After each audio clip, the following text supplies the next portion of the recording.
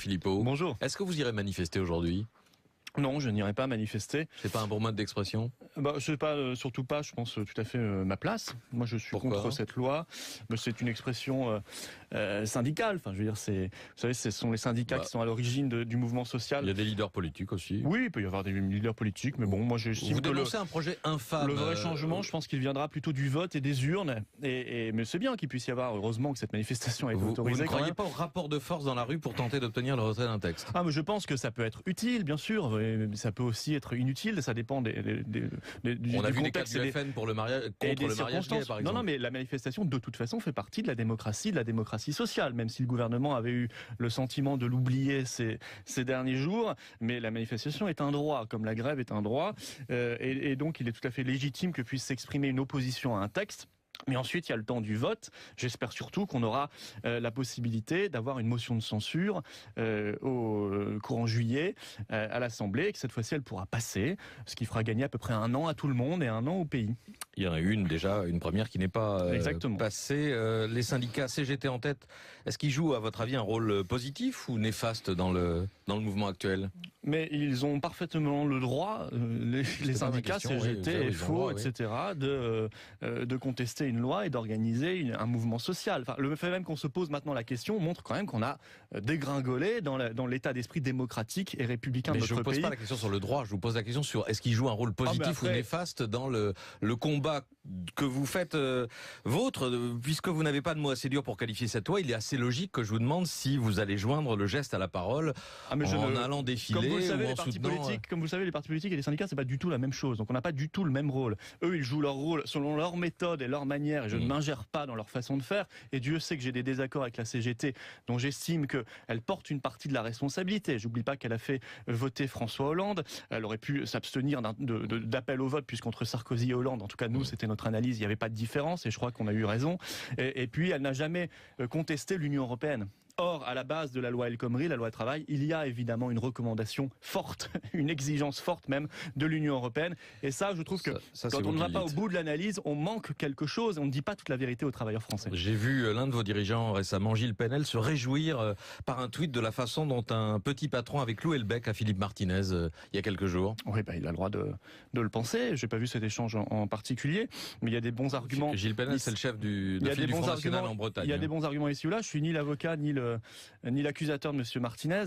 Il fait son boulot comme il le veut et on ne sera pas d'accord sur beaucoup de points. Est-ce que vous l'ai dit sur l'analyse de l'Union européenne, sur l'analyse de l'immigration aussi. Je considère que la CGT et les autres syndicats n'ont jamais analysé la raison pour laquelle le grand patronat soutenait l'immigration. Peut-être parce qu'elle fait baisser les salaires, qu'elle fait pression à la baisse sur les salaires et le modèle social français. Et cela, il serait bien, tout comme la dénonciation de l'Union européenne, que les syndicats puissent s'en saisir, parce que sinon, encore une fois, on ne va pas jusqu'au bout. Est-ce que vous pensez que la grève est un système archaïque ? Personnellement, je ne le pense pas, mais on a le droit de le penser. C'est la formule employée la semaine dernière par Lou Alliot. Oui, mais vous voudriez qu'il y ait vous voudriez que...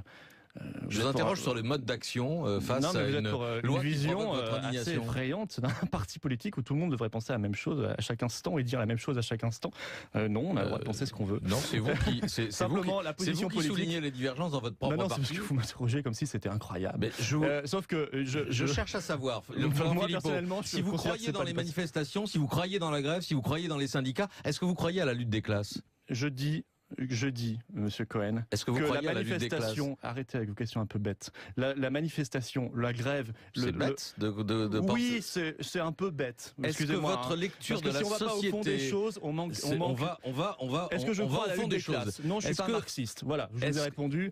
Maintenant, est-ce qu'il y a des intérêts divergents parfois entre les ouvriers et le grand patronat ? Oui. Mais est-ce que je mets le patron dans la même classe ? Non. Parce que je considère que les petits patrons et les grands patrons, c'est pas la même chose. Voilà, je vous ai répondu.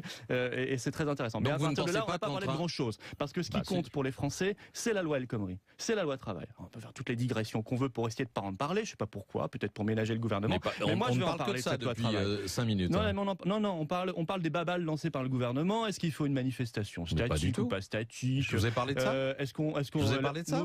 Non, mais la CGT, quel rôle, pas quel rôle, on s'en moque un peu. La CGT, elle existe, elle fait ce qu'elle veut. Elle a fait beaucoup d'erreurs dans son histoire. Elle a fait des choses bien. C'est pas le problème. Le problème, c'est cette loi. Cette loi travail, c'est une loi voulue par l'Union européenne. C'est une loi quand même qui va...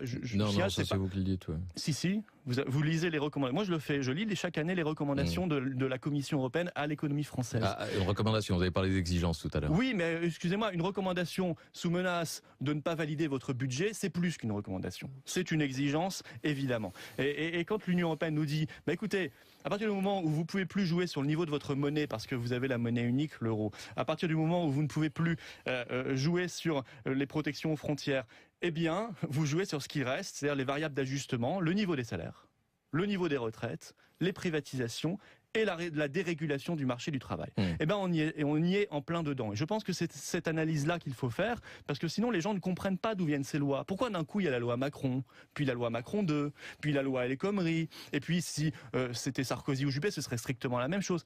Mais parce qu'on est dans une feuille de route déroulée selon les exigences de l'Union européenne, qui nous empêche de jouer sur des variables d'ajustement naturelles en économie, la monnaie, le budget, etc., et qui nous pousse vers d'autres variables d'ajustement qui font des dégâts sociaux. Dans votre schéma explicatif, ce que je comprends pas, c'est quand certains de vos cadres ou de vos élus, sénateurs, veulent aller plus loin encore que ces exigences-là, quand vos sénateurs demandent la suppression du compte pénibilité, le doublement des seuils sociaux, l'encadrement de l'activité syndicale, c'est-à-dire qu'ils veulent modifier la loi travail dans un sens plus libéral, des amendements déposés par Rachline et Ravier au Sénat, vous le savez bien. Ah bon, Monsieur Cohen, attendez, vous êtes en train de... Est-ce que vous faites votre travail sérieusement? Vous êtes en train de dire que les sénateurs ont déposé ces amendements? Ils ont été publiés avant d'être retirés, effectivement. Donc, est-ce qu'ils ont été déposés? Non, ils n'ont pas été déposés, mais ils ont été publiés. Vous êtes contredit à 30 secondes d'intervalle. Ils ont été publiés. Alors, ils ont voulu, j'ai dit exactement les choses, ils ont demandé la suppression du compte pénibilité, doublement des seuils sociaux, l'encadrement de l'activité syndicale. Non, ils ne l'ont pas demandé, puisque moi je raisonne, Monsieur Cohen, je raisonne pas sur des brouillons écrits par des assistants. Ils sont pour. Non, ils sont contre. Et si vous avez, faites votre travail. Écoutez les interviews de Monsieur Rachline. Ah, qu'il y ait des bugs d'organisation, ça peut arriver. Ça, je vous le concède. Mais écoutez les interviews de Monsieur Rachline et Monsieur Ravier, et vous verrez qu'ils sont vent debout contre cette loi. Et qu'il y a eu des brouillons, c'est vrai. Il y a eu des brouillons faits par des assistants parlementaires, mais qui n'ont pas été déposés. Vous savez ce qui compte en démocratie? Où, à la CGT, ce qui compte, ce sont les amendements qui sont débattus en séance. En l'occurrence, le seul amendement valable sur cette loi, c'est un amendement de retrait pur et simple. Nous demandons le retrait de cette loi. Gilbert Collard et Marion Maréchal Le Pen comptaient déposer des amendements de même nature et qu'ils ont été rappelés à l'ordre par Marine Le Pen. Non, il ne faut pas écouter ou lire tout ce qui est écrit dans une certaine presse sensationnaliste. C'est faux, il n'avait pas l'intention de déposer des amendements qui vous explique que Marine Le Pen a envoyé un texto. Alors j'aimerais bien savoir comment cette presse se serait procuré ce texto. Ce serait Marion qui serait allé voir le Canard enchaîné en disant « Regardez, j'ai reçu un texto de Marine Le Pen ». C'est crédible une seconde, vous croyez? C'est-à-dire c'est crédible dans le sens où Marion Maréchal Le Pen a défendu des idées autour de la loi travail qui correspondent à ces modifications. Je sais qu'on peut essayer d'ergoter, d'essayer de tout complexifier, de rendre les choses illisibles. Ce que je vois depuis le départ, c'est que le Front, à la minute même où il avait lu cette loi, il a été contre. Parce qu'il y a vu les 25% de majoration des heures supplémentaires qui passaient à 10%. Parce qu'il y a vu le dumping social avec les accords d'entreprise, que lui a toujours défendu les accords de branche et la loi, et non pas les accords d'entreprise qui créent le dumping social. Dans les amendements au Sénat, il y avait aussi la défense des accords d'entreprise. Ce que j'ai vu, mais ces amendements n'ont pas été déposés. Ce que j'ai vu, c'est à l'Assemblée nationale un vote de la motion de censure contre cette loi. Et nos députés qui disaient, même si la gauche avait réussi à déposer la motion de censure, nous l'aurions voté, contrairement aux élus UMP qui se débinaient.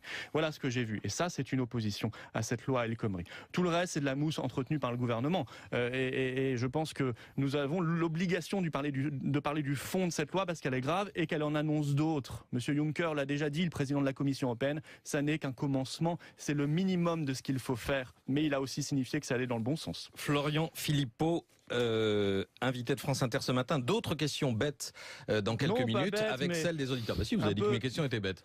Moi, je trouvais qu'elle était bête dans le sens où elle n'est pas dans le... À mon avis, quand on essaie de... Quand ça vous plaît pas, c'est bête. Non, c'est pas ça. C'est quand on pose des questions qui ne sont pas dans le fond du sujet et qu'on joue la com du gouvernement. Parce que, franchement, le gouvernement... la com du gouvernement, la lutte des classes, la CGT, la place des syndicats... mais je vous ai répondu d'ailleurs. Vous voyez, comme quoi c'est pas si bête que ça, je vous ai répondu. Mais honnêtement, est-ce que c'est ça l'intérêt quand on a 10 minutes d'interview? Est-ce qu'il faut aller sur le fond? J'essaye de savoir. Oui, ou est-ce qu'il faut aller sur le fond de ce que disent les lois qui vont être appliquées aux Français, aux travailleurs français? J'essaie de savoir si le Front National est d'inspiration libérale comme il l'a été pendant 35 ans ou s'il est devenu plutôt... Il est d'inspiration pragmatique, ni libéral ni pas libéral. Il est simplement pragmatique. Il défend une forme de colbertisme rénové en matière économique, c'est-à-dire qu'il faut laisser la liberté aux entreprises et en même temps la puissance publique doit exister exister et doit pouvoir réguler les dirigeants, même si tous ces dirigeants ne sont pas tout à fait d'accord, mais c'est pas très grave. Si, c'est pas grave. Non, vous nous avez dit tout à l'heure, il y a des divergences, mais c'est pas grave. Vous l'avez dit. Non, j'ai dit, on a le droit d'avoir son opinion sur la grève ou pas son opinion, franchement. Voilà, c'est pas grave. Quand même. 8h33. 7000 avec d'abord Thomas qui nous appelle de l'Oise. Bonjour Thomas. Bonjour. Bonjour Monsieur Philippot. Bonjour. Alors je vous comprends pas très bien Monsieur Philippot. Vous condamnez les responsables syndicaux qui manifestent, mais vous êtes bienveillant avec les manifestants. Est-ce que vous souhaitez pas plutôt qu'il y ait des syndicats pro-Front National pour que vous puissiez les soutenir ? Non, je pense qu'il y a une erreur dans votre question. Je n'ai pas condamné les responsables syndicaux qui appellent à manifester, et nous ne l'avons pas fait. Ils font ce qu'ils veulent. La grève et le droit de manifestation est un droit constitutionnel en France. Voilà, nous sommes plutôt très critiques pour le coup avec le gouvernement qui refuse de retirer cette loi.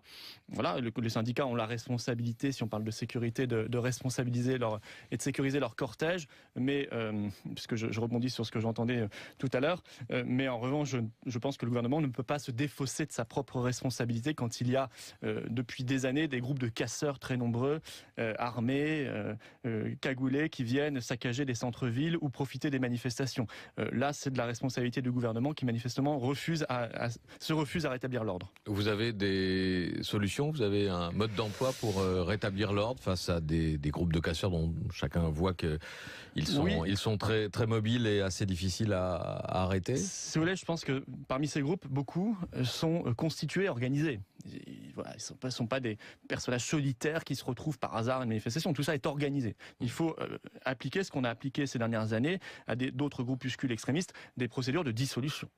Quand il y a des organisations qui sont structurées, qu'elles soient déclarées ou pas d'ailleurs, on peut les dissoudre. Si vous pensez qu'il suffit d'un arrêté en Conseil des ministres? Non, mais je pense que c'est nécessaire de le faire. C'est nécessaire de le faire. Ce serait d'ailleurs un signal qui serait envoyé face à la situation de laxisme que nous connaissons, voire de complaisance. Ensuite, de laxisme, il y a eu plus. Oui. Enfin, je rappelle qu'il y a eu plusieurs centaines de policiers blessés quand même au cours des. Oui, mais est-ce que ça signifie ça qu'on n'est pas dans la situation de laxisme? Je vais vous dire, attendez. Quelle organisation précisément souhaitez-vous dissoudre? Mais toutes ces organisations de casseurs. Un nom, une adresse. Non, forcément. Attendez, vous pensez que c'est aussi simple qu'ils vont s'afficher, mais vous allez voir les pages Facebook. Il n'y a pas de nom et d'adresse. Tout ça est organisé sur Internet, sur les réseaux sociaux. Il y a un travail de renseignement à faire. Alors c'est vrai que le renseignement français a été fortement accablé par les politiques d'austérité et notamment par la grande désorganisation qu'avait réalisé Nicolas Sarkozy en supprimant les RG. On a perdu du contact et de l'information de terrain, mais il faut absolument remettre ça en place. Ensuite, on apprend par le préfet de police, c'était dans son dernier communiqué après la grande manif avec les débordements importants, notamment à Necker, à l'hôpital Necker de Paris, que, je le cite, une part significative venait de l'étranger. Bon, bah écoutez, quand on sait que, et c'est systématique, une part significative vient de l'étranger, les Allemands, Pays-Bas, Allemagne, etc., il faut pouvoir les identifier et les bloquer aux frontières. Mais pour cela, il faut avoir des frontières nationales. Et c'est vrai que le système Schengen nous a démunis, nous a retiré nos frontières nationales. Voilà un autre avantage à avoir des frontières nationales. Et puis je crois qu'il faut réinsuffler. Je veux dire, c'est une doctrine.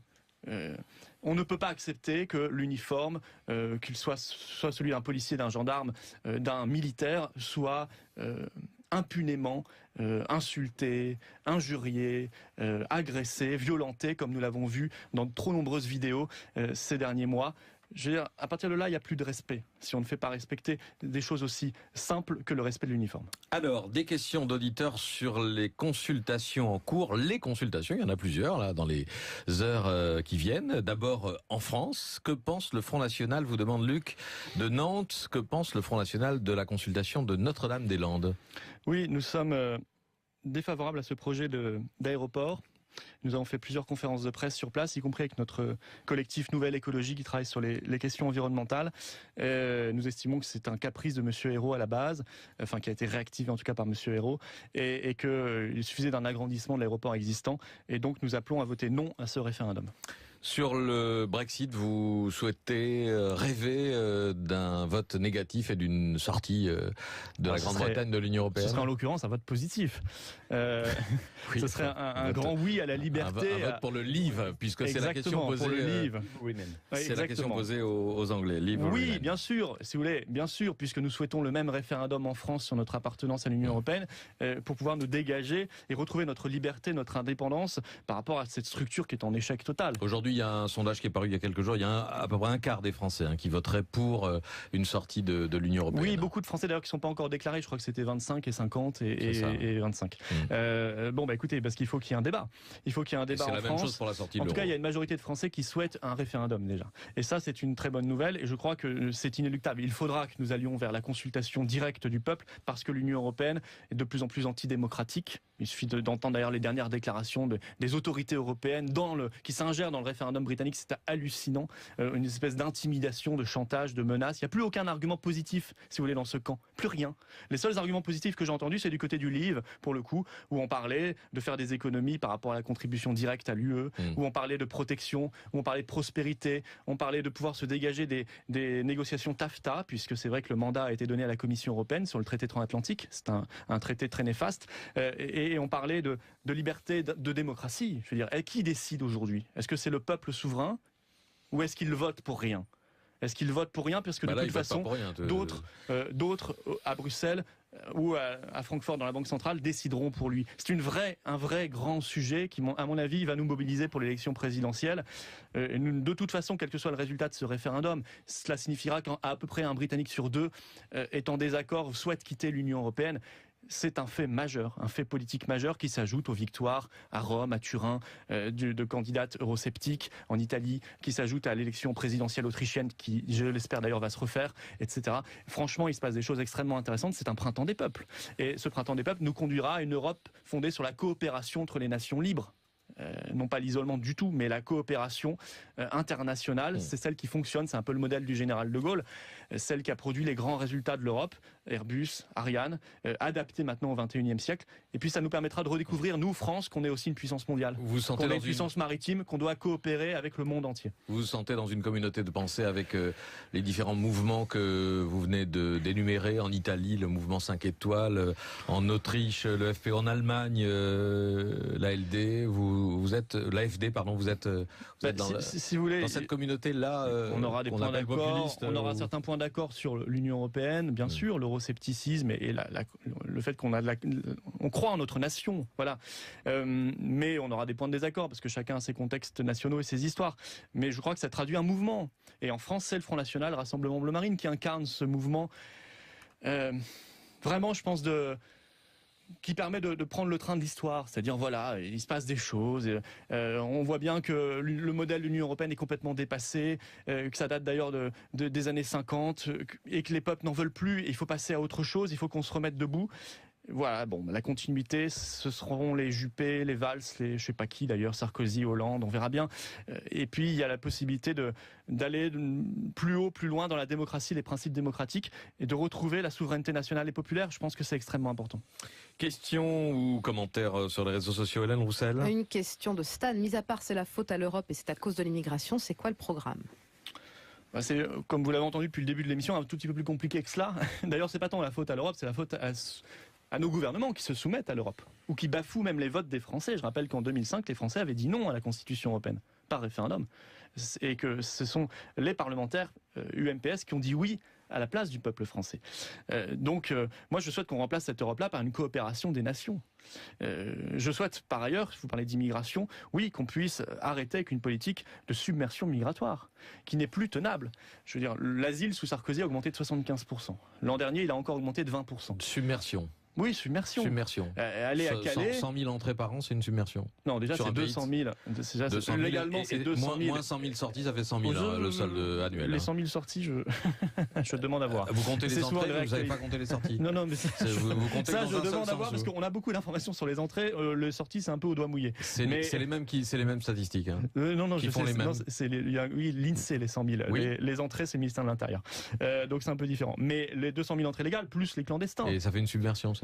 Oui, ça va. Écoutez, 65 millions moi je suis désolé, ça fait 30 ans ou 40 ans que la France subit une immigration de plus en plus forte. Ça se traduit, on peut se cacher les yeux et dire il n'y a aucun problème, tout va très très bien, c'est formidable. On peut aussi voir que franchement, il commence à y avoir des tensions communautaires dans un nombre croissant de quartiers en France. On peut aussi voir les camps de Calais, de Grande-Synthe. On peut aussi voir l'arrivée de migrants dans des villages en France qui voient un jour arriver 30, 40, 50 migrants. Et c'est pas à eux qu'on en veut. Je veux dire, on n'a aucune raison d'en vouloir aux migrants eux-mêmes. On en veut aux politiques, aux gouvernements de droite et de gauche qui ont organisé cette politique, souvent de manière cynique, parce que quand Sarkozy, dans ses discours, nous dit il y a trop d'immigration, et qu'au pouvoir, il fait plus d'immigration que Jospin, il y a bien une raison. Pourquoi il a fait autant d'immigration, Sarkozy? Mais parce qu'il est soumis aussi aux desiderata du grand patronat, qui en a besoin. Comme le grand patronat allemand a fait venir 1 million de réfugiés en 1 an. Bon, ben pourquoi? Parce qu'il faut faire pression à la baisse sur les salaires et organiser le dumping social. Il faut se poser toutes ces questions. Et la question du communautarisme, on va la résoudre par un logiciel républicain affirmé, un logiciel laïque affirmé, et en même temps, on ne pourra pas la résoudre si on continue avec ce flux massif d'immigration. Question de Patrick qui vous demande, Monsieur Philippot, pour un parti qui représente 25 ou 30% des voix exprimées, pourquoi la parole médiatique est-elle accaparée par 4 ou 5 membres du Front National, vous, Marine et Marion Maréchal Le Pen, Gilbert Collard, etc. Comment envisager l'idée qu'au pouvoir vous pourriez former un gouvernement de 4 personnes? Ça, ce n'est pas nous qui sommes responsables des invitations. Voilà, je sais pas qui vous avez. Je sais pas. Non, c'est pas nous qui décidons qui on envoie à la télévision. Excusez-moi. Moi, plusieurs fois, il m'est arrivé de refuser et de proposer quelqu'un d'autre. On m'a dit non. Voilà. Ah bon, qui ça? D'autres personnes, je ne vais pas lancer des noms comme ça. Excusez-moi. Dites-nous, mais ça nous donne des idées. D'ailleurs, la liste est assez fausse parce qu'on voit maintenant aussi régulièrement Stéphane Ravier, David Racheline, on voit d'autres personnes. Les futurs secrétaires d'État.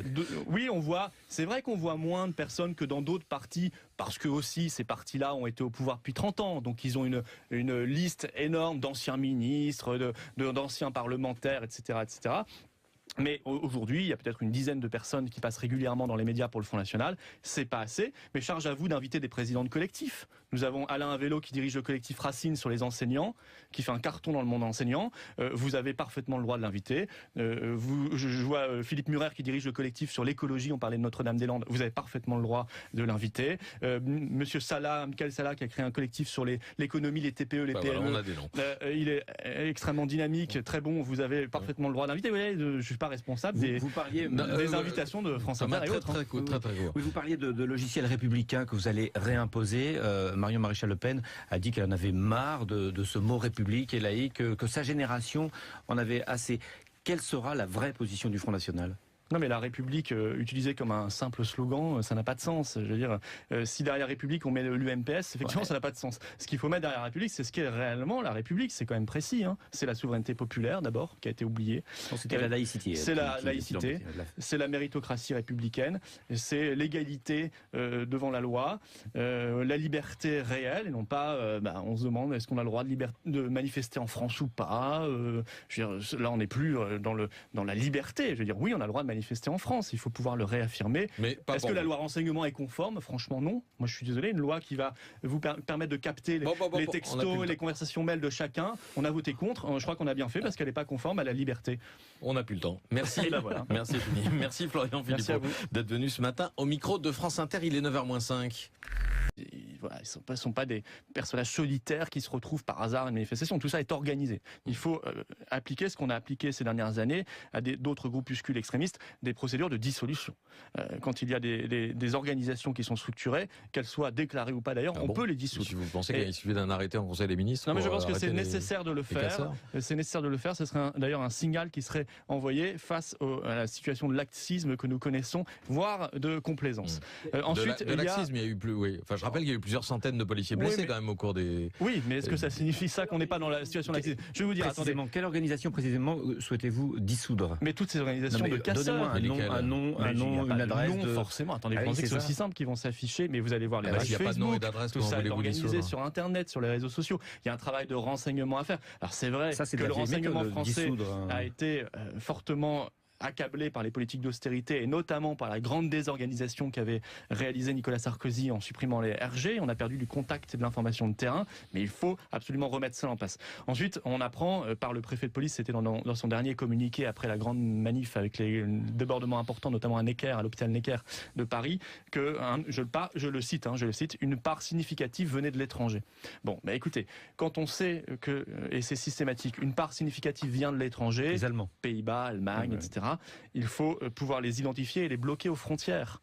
Mais pour cela, il faut avoir des frontières nationales. Et c'est vrai que le système Schengen nous a démunis, nous a retiré nos frontières nationales. Voilà un autre avantage à avoir des frontières nationales. Et puis je crois qu'il faut réinsuffler.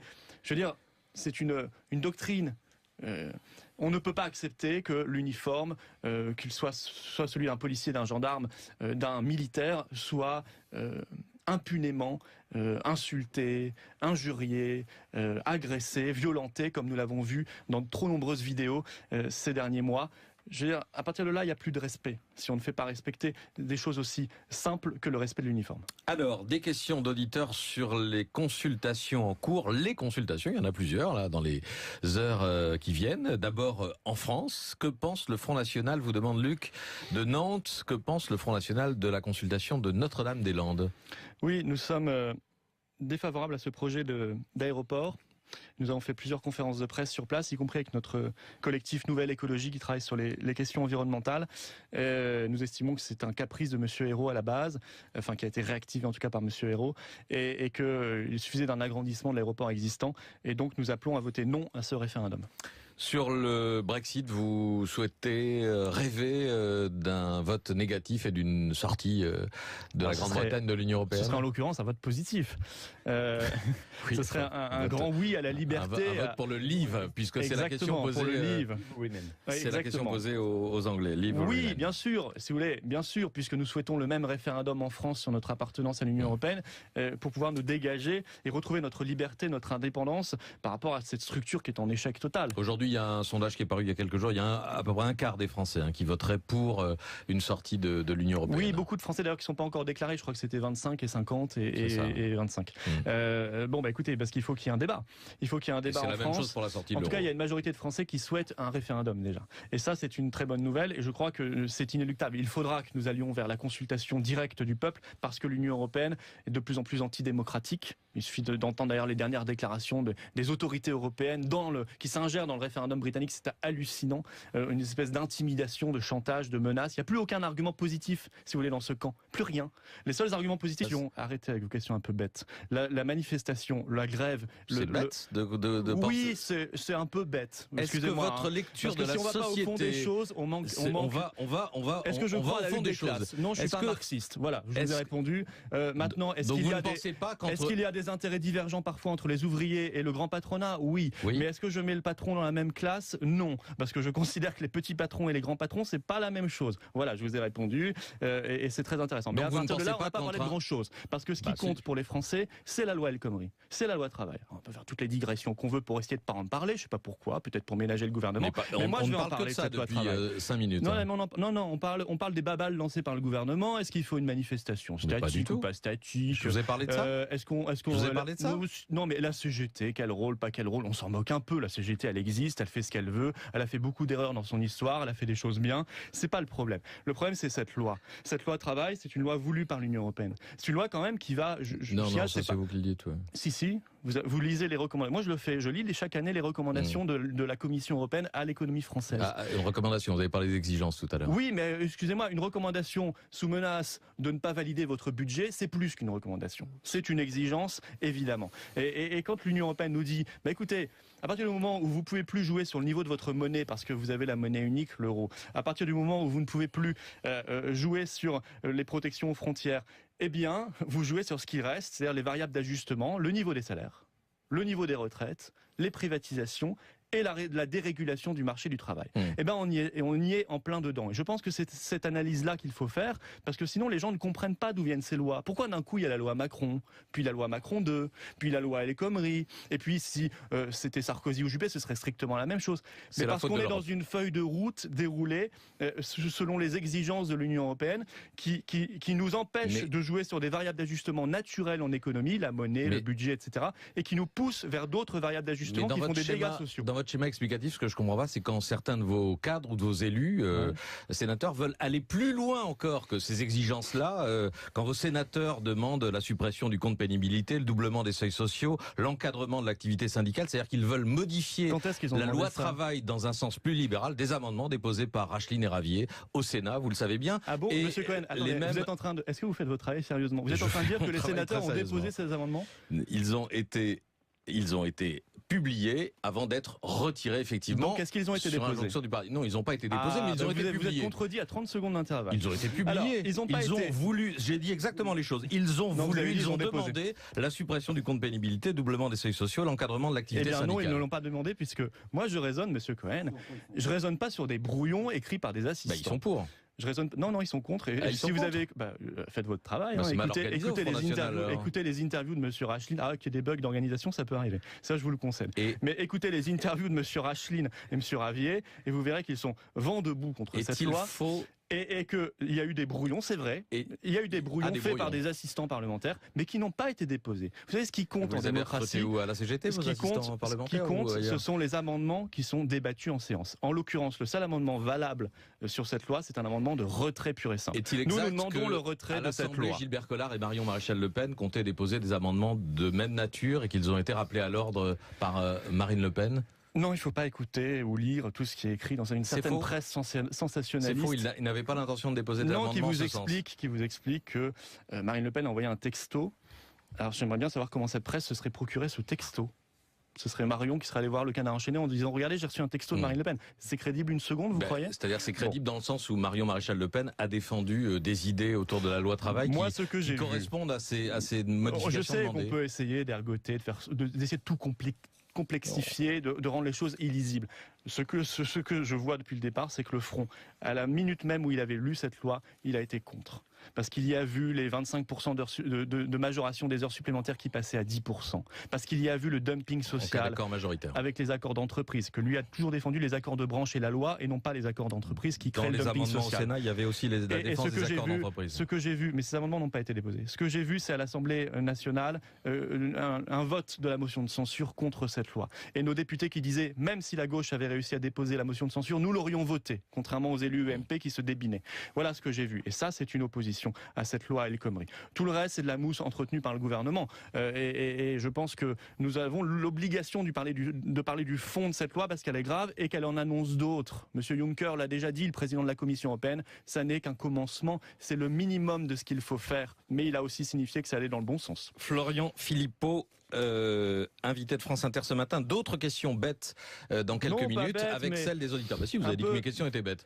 Moi, je trouvais qu'elle était bête dans le sens où elle n'est pas dans le... À mon avis, quand on essaie de... Quand ça vous plaît pas, c'est bête. Non, c'est pas ça. C'est quand on pose des questions qui ne sont pas dans le fond du sujet et qu'on joue la com du gouvernement. Parce que, franchement, le gouvernement... la com du gouvernement, la lutte des classes, la CGT, la place des syndicats... Oui, mais je vous ai répondu d'ailleurs. Vous voyez, comme quoi c'est pas si bête que ça, je vous ai répondu. Mais honnêtement, est-ce que c'est ça l'intérêt quand on a 10 minutes d'interview ? Est-ce qu'il faut aller sur le fond ? J'essaye de savoir. Oui, ou est-ce qu'il faut aller sur le fond de ce que disent les lois qui vont être appliquées aux Français, aux travailleurs français ? J'essaie de savoir si le Front National est d'inspiration libérale comme il l'a été pendant 35 ans ou s'il est devenu plutôt... Il est d'inspiration pragmatique, voilà, ni libéral ni pas libéral. Il est simplement pragmatique. Il défend une forme de colbertisme rénové en matière économique, c'est-à-dire qu'il faut laisser la liberté aux entreprises et en même temps la puissance publique doit exister et doit pouvoir réguler les dirigeants, même si tous ces dirigeants ne sont pas tout à fait d'accord, mais c'est pas très grave. C'est pas grave. Non, vous nous avez dit tout à l'heure, il y a des divergences, mais c'est pas grave. Vous l'avez dit.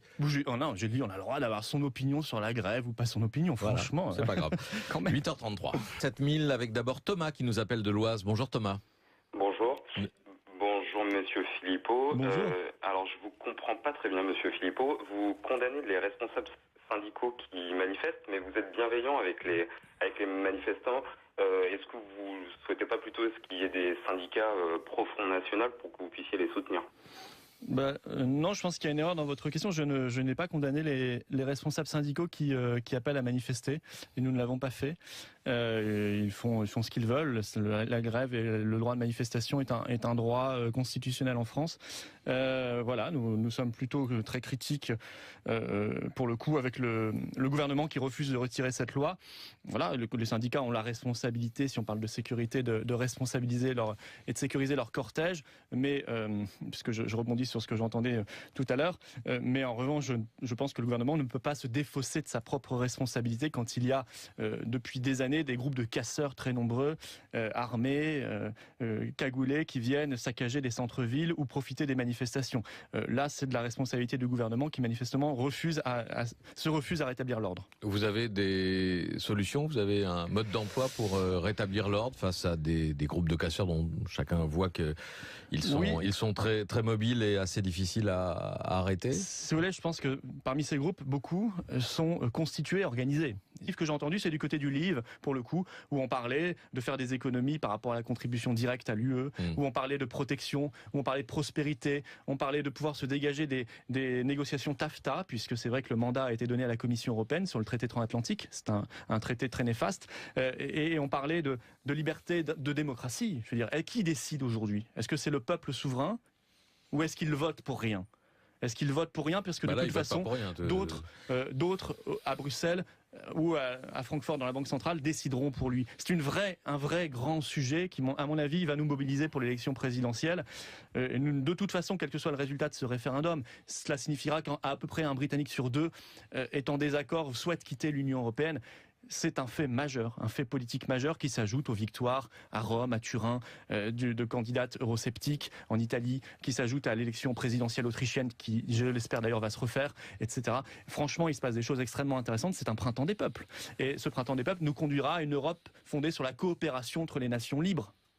Non pas l'isolement du tout, mais la coopération internationale, c'est celle qui fonctionne, c'est un peu le modèle du général de Gaulle, celle qui a produit les grands résultats de l'Europe, Airbus, Ariane, adaptés maintenant au XXIe siècle, et puis ça nous permettra de redécouvrir, nous, France, qu'on est aussi une puissance mondiale, qu'on est une puissance maritime, qu'on doit coopérer avec le monde entier. Vous vous sentez dans une communauté de pensée avec les différents mouvements que vous venez d'énumérer, en Italie, le mouvement 5 étoiles, en Autriche, le FPÖ, en Allemagne, l'ALD, vous êtes l'AFD, pardon, vous êtes dans, si vous voulez, dans cette communauté-là. On aura des points d'accord. On aura certains points d'accord sur l'Union européenne, bien sûr, l'euroscepticisme et le fait on croit en notre nation, voilà. Mais on aura des points de désaccord parce que chacun a ses contextes nationaux et ses histoires. Mais je crois que ça traduit un mouvement. Et en France, c'est le Front National, Rassemblement Bleu Marine, qui incarne ce mouvement. Vraiment, je pense qui permet de prendre le train de l'histoire, c'est-à-dire voilà, il se passe des choses, on voit bien que le modèle de l'Union européenne est complètement dépassé, que ça date d'ailleurs des années 50, et que les peuples n'en veulent plus, et il faut passer à autre chose, il faut qu'on se remette debout. Voilà, bon, la continuité, ce seront les Juppé, les Valls, je sais pas qui d'ailleurs, Sarkozy, Hollande, on verra bien. Et puis il y a la possibilité d'aller plus haut, plus loin dans la démocratie, les principes démocratiques, et de retrouver la souveraineté nationale et populaire. Je pense que c'est extrêmement important. Question ou commentaire sur les réseaux sociaux, Hélène Roussel? Une question de Stan. Mis à part c'est la faute à l'Europe et c'est à cause de l'immigration, c'est quoi le programme? C'est, comme vous l'avez entendu depuis le début de l'émission, un tout petit peu plus compliqué que cela. D'ailleurs, c'est pas tant la faute à l'Europe, c'est la faute à nos gouvernements qui se soumettent à l'Europe, ou qui bafouent même les votes des Français. Je rappelle qu'en 2005, les Français avaient dit non à la Constitution européenne, par référendum, et que ce sont les parlementaires UMPS qui ont dit oui à la place du peuple français. Donc, moi, je souhaite qu'on remplace cette Europe-là par une coopération des nations. Je souhaite, par ailleurs, si vous parlez d'immigration, oui, qu'on puisse arrêter avec une politique de submersion migratoire, qui n'est plus tenable. Je veux dire, l'asile sous Sarkozy a augmenté de 75%. L'an dernier, il a encore augmenté de 20%. Submersion. Oui, submersion. Aller à Calais. 100 000 entrées par an, c'est une submersion. Non, déjà, c'est 200 000. Légalement, c'est 200 000. Moins 100 000 sorties, ça fait 100 000, le solde annuel. Les 100 000 sorties, je demande à voir. Vous comptez les entrées, vous n'avez pas compté les sorties? Non, mais vous comptez ça, je demande à voir, parce qu'on a beaucoup d'informations sur les entrées. Les sorties, c'est un peu au doigt mouillé. C'est les mêmes statistiques. Non, qui font les mêmes. Oui, l'INSEE, les 100 000. Oui. Les entrées, c'est le ministère de l'Intérieur. Donc, c'est un peu différent. Mais les 200 000 entrées légales, plus les clandestins. Et ça fait une submersion, ça? Oui, ça va. Écoutez, 65 millions moi je suis désolé, ça fait 30 ans ou 40 ans que la France... Philippot, bonjour. Est-ce que vous irez manifester aujourd'hui? Non, je n'irai pas manifester. C'est pas un bon mode d'expression? C'est pas, surtout pas, je pense, tout à fait ma place. Moi, je suis contre cette loi. C'est une expression syndicale. Enfin, je veux dire, vous savez, ce sont les syndicats qui sont à l'origine du mouvement social. Il y a des leaders politiques aussi. Oui, il peut y avoir des leaders politiques, mais bon, moi, vous dénoncez un projet infâme. Le vrai changement, je pense qu'il viendra plutôt du vote et des urnes. Mais c'est bien qu'il puisse y avoir, heureusement, que cette manifestation ait été autorisée. Vous ne croyez pas au rapport de force dans la rue pour tenter d'obtenir le retrait d'un texte? Mais je pense que ça peut être utile, bien sûr. ça peut aussi être inutile. Ça dépend du On a vu des cas contexte du FN pour le mariage, contre le mariage gay, par exemple. Non, mais la manifestation, de toute façon, fait partie de la démocratie sociale, même si le gouvernement avait eu le sentiment de l'oublier ces derniers jours. Mais la manifestation est un droit, comme la grève est un droit. Et donc, il est tout à fait légitime que puisse s'exprimer une opposition à un texte. Mais ensuite, il y a le temps du vote. J'espère surtout qu'on aura la possibilité d'avoir une motion de censure au courant juillet à l'Assemblée, et que cette fois-ci, elle pourra passer, ce qui fera gagner à peu près un an à tout le monde et un an au pays. Il y en a déjà une première qui n'est pas passée. Les syndicats CGT en tête, est-ce qu'ils jouent, à votre avis, un rôle positif ou néfaste dans le mouvement actuel ? Mais ils ont parfaitement le droit, les syndicats CGT, FO, etc., de contester une loi et d'organiser un mouvement social. Enfin, le fait même qu'on se pose maintenant la question montre quand même qu'on a dégringolé dans l'état d'esprit démocratique et républicain de notre pays. Mais je ne vous pose pas la question sur le droit, je vous pose la question sur est-ce qu'ils jouent un rôle positif ou néfaste dans le combat que vous faites vôtre. Puisque vous n'avez pas de mots assez durs pour qualifier cette loi, il est assez logique que je vous demande si vous allez joindre le geste à la parole en allant défiler vous le savez, ou en soutenant... Comme vous le savez, les partis politiques et les syndicats, c'est pas du tout la même chose. Donc on n'a pas du tout le même rôle. Eux, ils jouent leur rôle selon leur méthode et leur manière, et je ne m'ingère pas dans leur façon de faire. Et Dieu sait que j'ai des désaccords avec la CGT, dont j'estime qu'elle porte une partie de la responsabilité. J'oublie pas qu'elle a fait voter François Hollande. Elle aurait pu s'abstenir d'appel au vote, puisqu'entre Sarkozy et Hollande, en tout cas nous, c'était notre analyse, il n'y avait pas de différence, et je crois qu'on a eu raison. Et puis, elle n'a jamais contesté l'Union européenne. Or, à la base de la loi El Khomri, la loi travail, il y a évidemment une recommandation forte, une exigence forte même de l'Union européenne. Et ça, je trouve que quand on ne va pas au bout de l'analyse, on manque quelque chose et on ne dit pas toute la vérité aux travailleurs français. J'ai vu l'un de vos dirigeants récemment, Gilles Penel, se réjouir par un tweet de la façon dont un petit patron avait cloué le bec à Philippe Martinez il y a quelques jours. Oui, il a le droit de le penser. Je n'ai pas vu cet échange en particulier, mais il y a des bons arguments. Gilles Penel, c'est le chef du Front National en Bretagne. Il y a des bons arguments ici ou là. Je suis ni l'avocat ni l'accusateur de M. Martinez. Il fait son boulot comme il le veut et on ne sera pas d'accord sur beaucoup de points. Est-ce que vous je vous l'ai dit sur l'analyse de l'Union européenne, sur l'analyse de l'immigration aussi. Je considère que la CGT et les autres syndicats n'ont jamais analysé la raison pour laquelle le grand patronat soutenait l'immigration. Peut-être parce qu'elle fait baisser les salaires, qu'elle fait pression à la baisse sur les salaires et le modèle social français. Et cela, il serait bien, tout comme la dénonciation de l'Union européenne, que les syndicats puissent s'en saisir parce que sinon, encore une fois, on ne va pas jusqu'au bout. Est-ce que vous pensez que la grève est un système archaïque ? Personnellement, je ne le pense pas, mais on a le droit de le penser. C'est la formule employée la semaine dernière par Lou Alliot. Oui, mais vous voudriez qu'il y ait une... Je sais pas, vous voudriez que... Je vous interroge sur le mode d'action face à une loi vision assez effrayante d'un parti politique où tout le monde devrait penser à la même chose à chaque instant et dire la même chose à chaque instant. Non, on a le droit de penser ce qu'on veut. Non, c'est vous qui, simplement la position politique. Soulignez les divergences dans votre propre parti. Non, c'est parce que vous m'interrogez comme si c'était incroyable. Mais sauf que je cherche à savoir. Moi, personnellement, si vous croyez dans les manifestations, si vous croyez dans la grève, si vous croyez dans les syndicats, est-ce que vous croyez à la lutte des classes ? Je dis, Monsieur Cohen, est-ce que vous croyez à la lutte des classes ?